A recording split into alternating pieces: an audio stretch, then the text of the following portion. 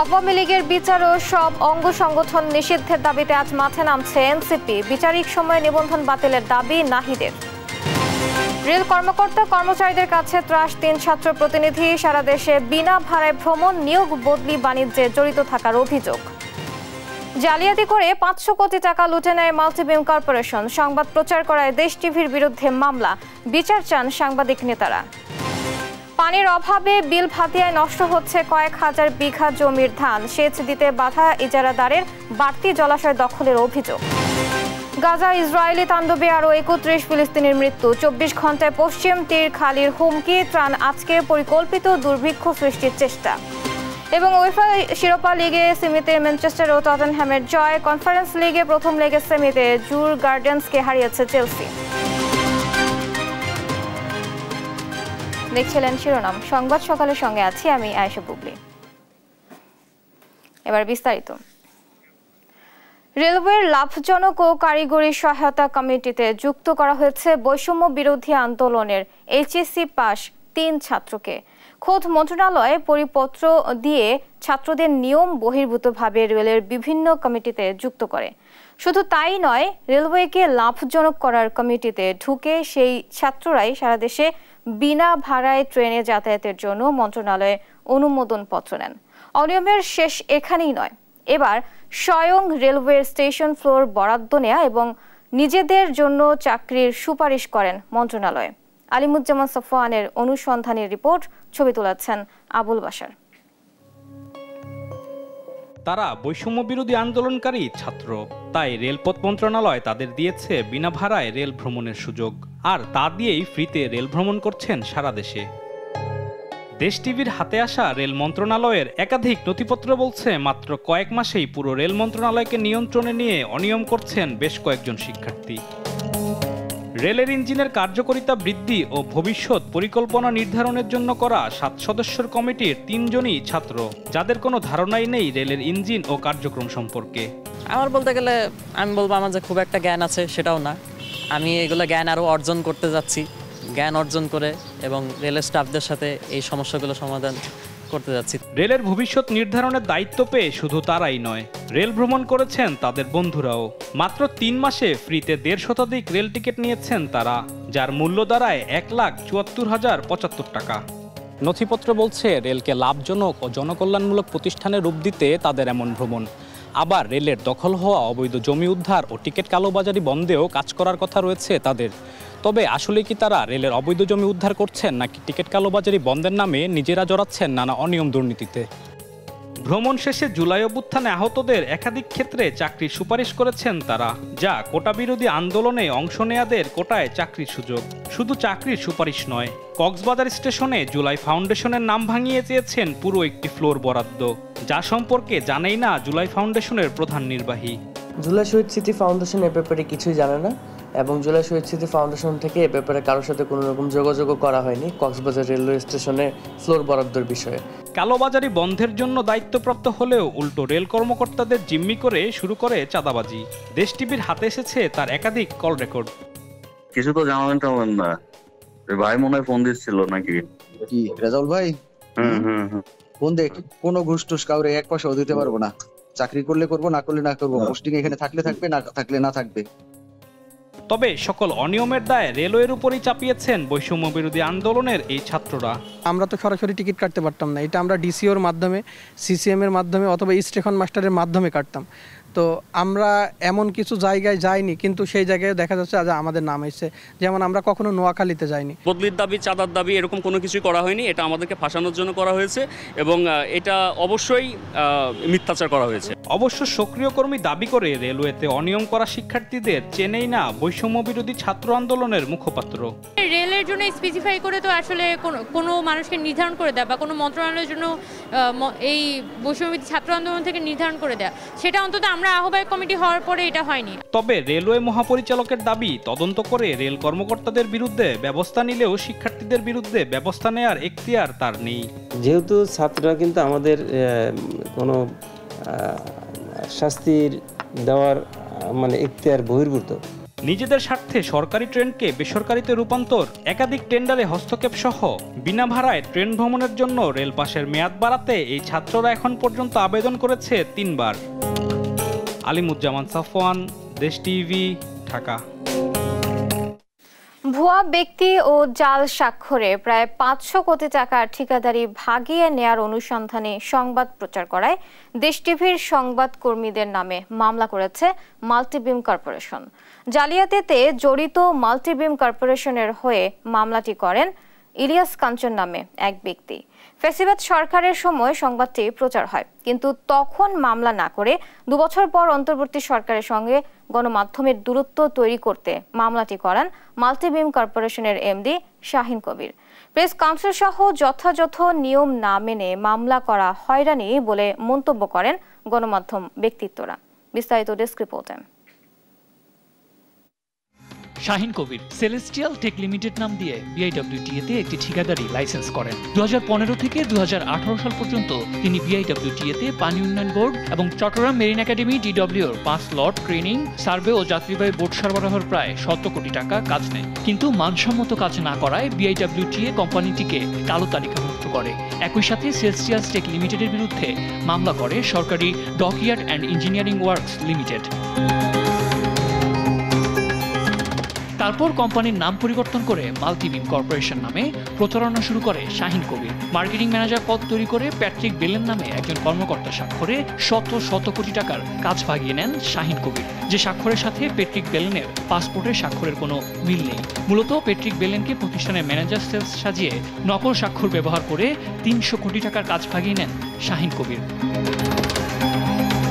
এসব অনিয়ম নিয়ে 2023 সালে 2 পর্বের ধারাবাহিক প্রতিবেদন প্রচার করে দেশ টিভি, যেখানে শাহিন কবিরের এমন ভয়াবহ প্রতারণা তুলে ধরে সংবাদ মাধ্যমটি। ভুয়া ব্যক্তি দেখিয়ে নকল স্বাক্ষর ব্যবহার করে প্রায় 300 কোটি টাকার কাজ ভাগিয়ে নিয়েছে শিপিং ঠিকাদার প্রতিষ্ঠান মাল্টিবিম কর্পোরেশন। কথায় আছে, চোরে না শুনে ধর্মের কাহিনী। কৌশল পরিবর্তন করে 2 বছর পর দেশ টিভির সংবাদকর্মীদের বিরুদ্ধে মামলা ঠুকে দেয় মাল্টিবিম কর্পোরেশন, যেখানে বার্তা প্রধান মহিউদ্দিন আহমেদ, প্রধান বার্তা সম্পাদক ফারুক হোসেন, প্রতিবেদক শাহাদাত নিশাতকে আসামি করা হয়। আওয়ামী লীগ সরকারের আমলে সুবিধা ভোগ করে শত কোটি টাকা হাতিয়ে নেওয়া প্রতিষ্ঠান হঠাৎ 2 বছর পর কেন মামলা করলো? এমন ঘটনাকে ভিন্নভাবে দেখছে সাংবাদিক নেতারা। জানান, আওয়ামী লীগের সুবিধা নিয়ে এখন কেলেঙ্কারি থাকতে নিজেদের সাধু প্রমাণ করতে এমন মামলা অপকৌশল। এই 2 বছর পরে এসে কেন? এটা আসলে আমি মনে করি যে হয়তো হয়রানিমূলক হতে পারে। পাশাপাশি যেটা হচ্ছে, হয়তো সে পরবর্তী কার্যক্রমে আগানোর জন্য, তার ওই স্বচ্ছতাটা দেখানোর জন্য যে সে ওই সময় ভিকটিম, ওই সময় তার বিরুদ্ধে নিউজ করা হয়েছে, সে এখন মামলা করছে, মানে সে ফ্যাসিস্টদের বিরুদ্ধে ছিল, এরকম একটা সিম্পেথি আদায়ের চেষ্টা, অনেক কিছুই একজনের থাকতে পারে। এই কারণে হয়তো আমি মনে করি এটা টার্গেট বেস। একই সাথে এসব মানহানিকর মামলার মাধ্যমে সাংবাদিকদের দমিয়ে রাখা সম্ভব নয় বলে মনে করেন ঢাকা সাংবাদিক ইউনিয়নের সভাপতি মোহাম্মদ শাহিদুল ইসলাম। স্বৈরাচার সরকারের আমলে সুবিধা নেওয়া এসব মাল্টিবিম কর্পোরেশনের মতো প্রতিষ্ঠানকে কারা শেল্টার দিচ্ছে, তাদেরকেও খুঁজে বের করা উচিত বলে মনে করেন তারা। সাংবাদিকদের দিকে আঙ্গুল না তুলে যারা এই অন্যায়ের সাথে জড়িত, যারা এই অপকর্মের সাথে জড়িত ছিল অতীতে, তাদেরকে যদি আইনের আওতায় আনা হয়, তাহলে ভবিষ্যতে কেউ সাংবাদিকদেরকে হয়রানি করবার সাহস পাবে না।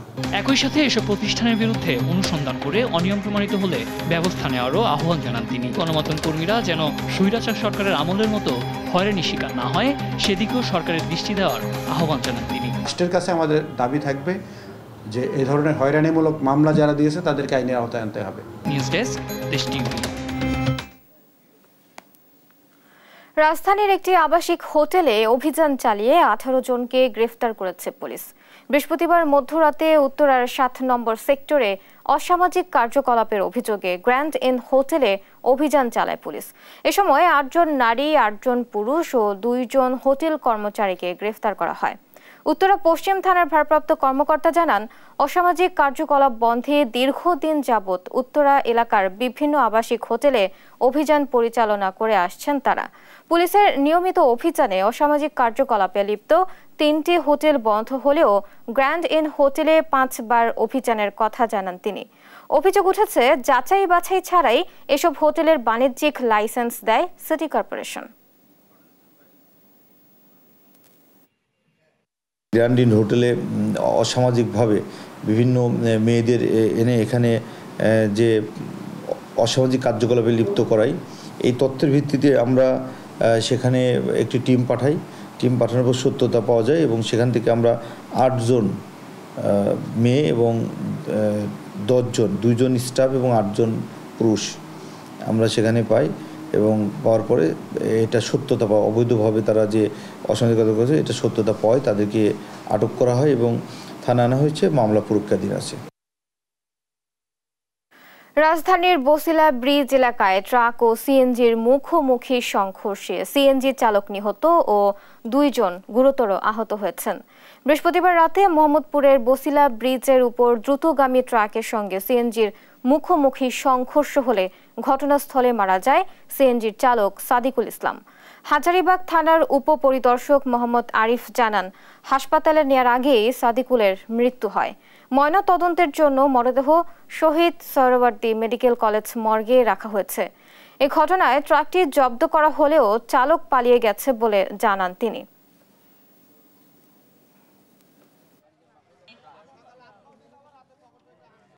বসিলা ব্রিজের উপরে একটা সিএনজির সাথে আর একটা পিকআপের মুখোমুখি সংঘর্ষে সিএনজি যে চালক ছিল সাদেকুল ইসলাম, উনি ঘটনাস্থলে মৃত্যুবরণ করে। পরে ওনাকে মৃত অবস্থা হাসপাতাল আনলে ডাক্তার তারে ব্রড ডেথ সার্টিফিকেট লিখে দেয়। এখন সে লাশ মর্গে আছে, আইনগত ব্যবস্থা প্রক্রিয়াধীন। আওয়ামী লীগের বিচার এবং দলটির সব অঙ্গ সংগঠন নিষিদ্ধের দাবিতে আজ মাঠে নামছে এনসিপি। রাজধানীর বায়তুল মোকাররমের দক্ষিণ গেটে এনসিপির ঢাকা মহানগরের উদ্যোগে হবে এ সমাবেশ। বৃহস্পতিবার এক ভিডিও বার্তায় দলের আহ্বায়ক নাহিদ ইসলাম এসব কথা জানান। আলী আক্কাস আকাশের রিপোর্ট। 5 আগস্ট ছাত্র জনতার গণঅভ্যুত্থানের মাধ্যমে ভেঙে পড়ে তিল করে গড়ে তোলা 15 বছরের ফ্যাসিবাদী ক্ষমতার মসনদ। আর এই ক্ষমতার মসনদ টিকিয়ে রাখতে গণহত্যায় মেতে উঠেছিল আওয়ামী লীগ ও তার সহযোগী সংগঠনগুলো। কিন্তু শেষ রক্ষা হয়নি। ছাত্র জনতার ঐক্যবদ্ধ প্রতিরোধের মুখে দেশ ছেড়ে পালাতে বাধ্য হয় স্বৈরাচার শেখ হাসিনা। শেখ হাসিনা দেশ ছেড়ে পালানোর পর দাবি ওঠে আওয়ামী লীগ নিষিদ্ধের। তবে দাবি উঠলেও অন্তর্বর্তী সরকারের পক্ষ থেকে দৃশ্যমান কোনো উদ্যোগ নেওয়া হয়নি বলে মন্তব্য করেছেন জাতীয় নাগরিক পার্টির আহ্বায়ক নাহিদ ইসলাম। বৃহস্পতিবার এক ভিডিও বার্তায় এসব কথা বলেন তিনি। সে আওয়ামী লীগের ব্যানারে আওয়ামী লীগের লোকেরা এই বাংলাদেশের মাটিতে এখনো মিছিল করার সাহস পায় এবং এই অন্তর্বর্তী সরকারের পক্ষ থেকে তেমন দৃশ্যমান উদ্যোগ নেওয়া হয়নি এই আওয়ামী লীগকে নিষিদ্ধ করার বা আওয়ামী লীগের বিচার কার্যক্রমকে দৃশ্যমান করার। এ সময় তিনি আরো বলেন, আওয়ামী লীগকে বিচার কার্যক্রমের আওতায় আনতে হবে, যুবলীগ সহ অন্যান্য অঙ্গ সংগঠনকে নিষিদ্ধ করতে হবে এবং বিচার চলাকালীন তাদের নিবন্ধন বাতিল করতে হবে। রাজনৈতিক এবং সাংগঠনিক কার্যক্রম নিষিদ্ধ করে আইন বাস্তবায়ন করার দাবি জানান তিনি। দলগতভাবে বিচার কার্যক্রমের আওতায় আনতে হবে এবং আওয়ামী লীগের যত অঙ্গ সংগঠন আছে তাদেরকে নিষিদ্ধ করতে হবে। অলরেডি ছাত্রলীগকে নিষিদ্ধ করা হয়েছে, যুবলীগ সহ অন্যান্য অঙ্গ সংগঠনকে নিষিদ্ধ করতে হবে। পিলখানা হত্যাকাণ্ড থেকে শুরু করে হেফাজত হত্যাকাণ্ড, মোদি বিরোধী আন্দোলনে হত্যাকাণ্ড এবং সর্বশেষ জুলাই আন্দোলনে হত্যাকাণ্ডের সাথে জড়িত আওয়ামী লীগ নিষিদ্ধের দাবিতে ঢাকা বিক্ষোভ সমাবেশে যোগদানের আহ্বান জানান নাহিদ ইসলাম। আলী আক্কাস আকাশ, দেশ টিভি, ঢাকা। ব্রাহ্মণবাড়িয়ার বাজারগুলোতে বৃদ্ধি পেয়েছে দেশীয় মাছের দাম। আগের দামের স্থিতি অবস্থায় মাংসের দাম। আরো জানাতে সরাসরি যুক্ত হচ্ছেন সহকর্মী মেহিদুনুর পরশ। দাম নিয়ে কি বলছেন ক্রেতা বিক্রেতারা, আমাদের জানাবেন। আমি এখন দাঁড়িয়ে আছি দিনাজপুর ফুলগাছা ঐতিহ্যবাহী আনন্দবাজারে মাছ মাংসের বাজার। এখানে গরুর আলুর খাটার সাথে সাথে ক্রেতা বিক্রেতাদের যে পদচারণা মুখরিত হয়ে উঠছে। হাওর বৃষ্টিত ব্রাহ্মণবাড়িয়ার নদ নদীগুলিতে পানি কম থাকায় দেশীয় মাছের কিন্তু একটা চরম সংকট রয়েছে। আর এই চরম সংকটের কারণে কিন্তু যে মাছের দাম অনেকটাই চড়া, ফলে বাজারে আসা যে ক্রেতা রয়েছে তারা মাছ কিন্তু অনেকটা হিমশিম খেতে হচ্ছে। আমি সকাল থেকে বাজার ঘুরেছি, বাজার ঘুরে দেখেছি যে আমি যদি দেশীয় মাছের কথা যদি আমি বলি যে দেশীয় যে বোয়াল মাছ রয়েছে, বোয়াল মাছে 1000 থেকে প্রায় 1100 টাকা কেজি বিক্রি হচ্ছে। দেশীয় যে কই মাছ রয়েছে 800 থেকে আকার বেঁধে 1200 টাকা কেজি বিক্রি হচ্ছে। এছাড়া যে দেশীয় যে কাতল মাছ রয়েছে 450 থেকে 460 টাকা কেজি বিক্রি হচ্ছে। এছাড়া যে রুই মাছ রয়েছে 350 থেকে 360 টাকা কেজি বিক্রি হচ্ছে। এছাড়া যে চিংড়ি মাছ রয়েছে, চিংড়ি মাছ 1200 থেকে 1300 টাকা কেজি বিক্রি হচ্ছে। এছাড়া যে ইলিশ মাছ রয়েছে, ইলিশ মাছও প্রতি কেজি ইলিশ 2000 টাকা কেজি বিক্রি হচ্ছে। তো দেশীয় মাছ সংকট থাকলেও বাজারগুলোতে এখন চাষের মাছ কিন্তু রয়েছে। চাষ জাতীয় মাছের কিন্তু কিছুটা কেজি প্রতি 20 থেকে 30 টাকা কেজি বেড়েছে। তো আমি যদি চাষের মাছের দামের কথা বলি, যে এখানে রুই মাছ রয়েছে, রুই মাছ 300 থেকে 350 টাকা কেজি বিক্রি হচ্ছে। এছাড়া যে কাতল মাছ রয়েছে, কাতল মাছও 370 থেকে 380 টাকা কেজি বিক্রি হচ্ছে। তেলাপিয়া, পাঙ্কাশ যেসব মাছ রয়েছে, এসব মাছ 170 থেকে 180 টাকা কেজি বিক্রি হচ্ছে। তো এছাড়া যে ব্রিগেড এবং ঘাসকাপ জাতীয় যেসব মাছ রয়েছে, এগুলো 270 থেকে 280 টাকা কেজি বিক্রি হচ্ছে। তো ক্রেতারা যা আমাকে জানিয়েছেন যে হঠাৎ করে বাজার কিছুটা কিন্তু অস্থিতিশীল রয়েছে, কারণ দেশীয় মাছের সংকট থাকার কারণে কিন্তু তাদের যে বাজারে এসে মাছ কিনতে কিন্তু অনেকটাই তাদের হিমশিম খেতে হচ্ছে। তারা বলছেন যে সংশ্লিষ্ট দপ্তরগুলো যদি একটু মনিটরিং করেন তাহলে কিছুটা কিন্তু দাম কমে আসবেন বলে তারা আমাকে জানিয়েছেন। তো আমি যে বাজারটিতে রয়েছে, যেটি পাইকারি বাজার, এখানে মূলত যেসব বিক্রেতা রয়েছে, ছোট ছোট বাজারে যে বিক্রেতা রয়েছে, তারা এখানে এসে কিন্তু মাছ কিনে নিয়ে যায়। এখান থেকে মাছ কিনে নিয়ে কিন্তু যে ছোট ছোট বাজারগুলোতে তারা বিক্রি করে থাকেন। তো আমি একজন মাছ পাইকারি বিক্রির সাথে কথা বলবো, যদি মাছের দাম বাড়ার কারণটা কি আমাদেরকে জানাতে। আসলে প্রকৃতপক্ষে মাছের দাম মূল্য বৃদ্ধি বাড়ার কারণ হলো মাছের আমদানি খুবই কম। মাছের আমদানি খুবই কম হওয়ার কারণে মাছের চাহিদা বৃদ্ধি পাওয়ায়, মাছের আমদানি কম হওয়ায় মাছের মূল্য দিনে দিন বৃদ্ধি পাচ্ছে। এছাড়া নদীতে অপর্যাপ্ত পরিমাণ পানি নাই, যার কারণে নদীর মাছ আমদানি হচ্ছে না, ফলে চাষের মাছের মূল্য দিনে দিন বৃদ্ধি পাচ্ছে। এছাড়া মাংসের বাজার কিন্তু আগের মতোই রয়েছে, কিছুটা বেড়েছে। তো মাংসের বাজার দর নিয়ে এ ছিল আমার কাছে সর্বশেষ। চাঁপাইনবাবগঞ্জের সবচেয়ে বড় জলমহাল বিল ভাতিয়ার কয়েক হাজার বিঘা জমিতে এবার চাষ হয়েছে ধান, কিন্তু পানির অভাবে নষ্ট হতে বসেছে এসব ধান। এমনকি প্রভাবশালী ইজারাদারের আগ্রাসী ভূমিকায় মাছ ধরার অধিকার থেকেও বঞ্চিত জেলেরা। কৃষকরা বলছেন, ইজারার নির্ধারিত সীমানা ছাড়িয়ে বাড়তি জলাশয় দখল করে চাষিদের পানি দিচ্ছেন না ইজারাদাররা। বিষয়টি নিয়ে প্রশাসনের সঙ্গে কয়েক দফায় যোগাযোগের চেষ্টা করেও তাদের বক্তব্য পাওয়া যায়নি। সহকর্মী তারেক রহমানের পাঠানো রিপোর্ট জানাচ্ছেন শামীম হোসেন। চাঁপাইনবাবগঞ্জের বিলভাতিয়া জলমহল ইজারা নিয়েছেন ভোলাহাট উপজেলার দুর্গাপুর মৎস্যজীবী সমবায় সমিতি। চুক্তিপত্র অনুযায়ী চাষিরা বিল থেকে পানি নিয়ে ফসল চাষ করার কথা থাকলেও এখন বঞ্চিত হচ্ছেন তারা। চাঁপাইনবাবগঞ্জের শিবগঞ্জ উপজেলা ও ভোলাহাটের বিস্তৃত এলাকা জুড়ে অবস্থিত বিলভাতিয়া বিল। দীর্ঘদিন ধরে এই বিলের পানি ব্যবহার করে ধান চাষ করছেন কৃষকরা, কিন্তু বিলের পানি কমে গেলে মাছ চাষ ব্যাহত হবে এমন অজুহাত দেখিয়ে এবার কৃষকদের বিলের পানি ব্যবহার করতে দিচ্ছে না ইজারাদার। এমনকি মাছ ধরতে গেলেও সাধারণ জেলেদের নামে দেয়া হচ্ছে মামলা। ইতোমধ্যে কয়েকজন জেলও খেটেছেন। আজীবন যুগে যুগে আমরা কালে কালে পানি সেচাইলাম, আবাদ করে এলাম এই বিলটাতে। আমরাকে এখন কোনো পানি সেচতে দিছে না, আমরা যেখানে যাচ্ছি সেখানে আমরাকে হুড়া কুত্তা করে এলে বাড়িয়েছে, আমরাকে কোনো আবাদ করতে দিছে না। এই 21,000 সম্পত্তির ভিতরে পেয়েছে আপনার 900 বিঘা পেয়েছে কালাম, মানে 900 বিঘা লিজ দেওয়া আছে, উল্লেখ মারাও আছে। আর এই কালাম বলছে না 900 বিঘা সাথে আমাকে ব্যাপাকে মাগনা দিয়েছে। এই মৎস্যজীবী যারা গরিব মানুষ খেটে খায়, যেটা মাছ মেরে যেটা চাল কিনবে, এই আশ্বাসটা তারা রাখেনি এই ইজারাদাররা। তাদের উপর অযথা মিথ্যা মামলা, একের পর এক 3টা মামলা দেয়। আমিও 3টা মামলার আসামি। উপজেলা কৃষি কর্মকর্তা জানান, ইজারাদারের আগ্রাসী ভূমিকার কারণে নষ্ট হচ্ছে ফসলি জমি, এতে ক্ষতিগ্রস্ত হচ্ছেন কৃষক। বিলের পানি সেচ দিতে না দেওয়ায় তাদের ধান ক্ষতিগ্রস্ত হয়েছে। আমরা এটা সরেজমিনে পরিদর্শন করেছি, ক্ষতিগ্রস্ত হয়েছে। এবং আমাদের পরবর্তী করণীয় উপজেলা নির্বাহী অফিসার মহোদয় এবং ডিসি স্যার বরাবর আমরা তাদেরকে সহযোগিতা যেটুক করণীয় সেটুক আমরা করেছি। সেচের পানি দিলে বিল শুকিয়ে যাওয়ার সম্ভাবনা রয়েছে কিনা তা তদন্ত করা হচ্ছে বলে জানান জেলা মৎস্য কর্মকর্তা। বিল শুকায়ে যে একটা ওয়াটার বডি থেকে আমরা যদি পুরা শুকায়ে দিই, সেখানে যে ইকোসিস্টেমটাও ধ্বংস হয়ে যায়। বিলের তলা শুকাইলে ইকোসিস্টেম ধ্বংস হবে, আমাদের যে দেশীয় ইন্ডিজেনাস যে সমস্ত মাছ সেগুলোও ধ্বংস হওয়ার একটা সম্ভাবনা থেকে যায়। সুতরাং এটা তদন্ত করার পর বোঝা যাবে যে কতটুকু পানি দেওয়া যাবে সারফেস ওয়াটার থেকে এবং কতটুকু পানি রাখতে হবে। আর বিষয়টি নিয়ে জেলা প্রশাসকের কোনো বক্তব্য পাওয়া যায়নি। নিউজ ডেস্ক, দেশ টিভি। মেহেরপুরে অচল 1 ও 2 টাকার কয়েন। এসব কয়েনের লেনদেন বন্ধ থাকায় তা এখন মূল্যহীন অচল পয়সা। এমনকি 2 টাকার কয়েন নিচ্ছে না ভিক্ষুকরাও। রাষ্ট্রীয়ভাবে কয়েনের লেনদেন সচল থাকলেও নানা অজুহাতে তা গ্রহণ করছে না মেহেরপুরের কোনো ব্যাংকও। তবে ব্যাংক কর্মকর্তার দাবি, ব্যাংকে সব ধরনের কয়েনের লেনদেন অব্যাহত আছে। সহকর্মী আক্তারুজ্জামানের প্রতিবেদন জানাচ্ছেন টুম্পা আফরোজ।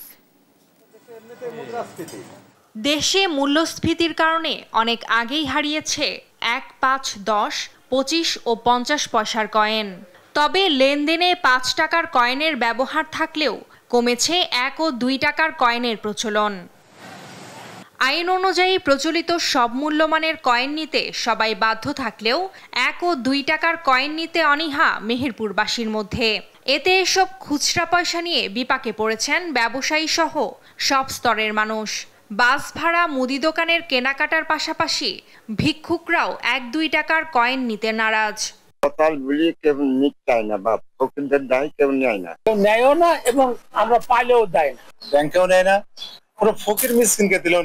তবে এসব কয়েনের বদলে দোকানিরা ক্রেতাদের দিচ্ছেন চকলেট বা শ্যাম্পু। 4 টাকা মূল্যের কোনো পণ্য কিনে 5 টাকা দিলে দোকানিরা ভাঙতি নেই বলে 1 টাকা ফেরত দেন না। সারা বাংলাদেশে এই পয়সাগুলো চলে, 1 টাকা 2 টাকার কয়েন চলে, কিন্তু আমার শুধু মেহেরপুর ডিস্ট্রিক্টে চলে। কাস্টমার দিচ্ছে, আমরা নিতে পারছি না, আমরা দিলে কাস্টমার নিতে চাচ্ছে না। রাষ্ট্রীয়ভাবে সচল কয়েন কেন মেহেরপুরে চলছে না, এ বিষয়ে জেলা প্রশাসকের ব্যবস্থা নেওয়া উচিত বলছেন চেম্বার অব কমার্স সদস্য। এই মুদ্রা যেহেতু সচল আছে এখনো, রাষ্ট্রীয়ভাবে এই ব্যবস্থাটা নেওয়া উচিত। তবে সব ধরনের কয়েন ব্যাংকে লেনদেন আছে বলে জানান সোনালী ব্যাংকের গাংনী শাখার ব্যবস্থাপক তৌহিদুল আলম। রাষ্ট্র থেকে না নেওয়ার কোনো সুযোগ নেই, এটা আমরা অ্যাজ ইউজুয়াল যেভাবে নির্দেশনা আছে সেইভাবে আমরা নিচ্ছি, এবং এটা আমাদের ভল্টে পর্যাপ্ত মজুদ আছে। যদি কেউ নিতে চায় সেক্ষেত্রে আমরা তাদেরকে চাহিদা মতো দিতে পারবো। 1973 সালে দেশে সর্বপ্রথম 5, 10, 25 এবং 50 পয়সা মূল্যের ধাতব মুদ্রার প্রচলন হয়। নিউজ ডেস্ক, দেশ টিভি।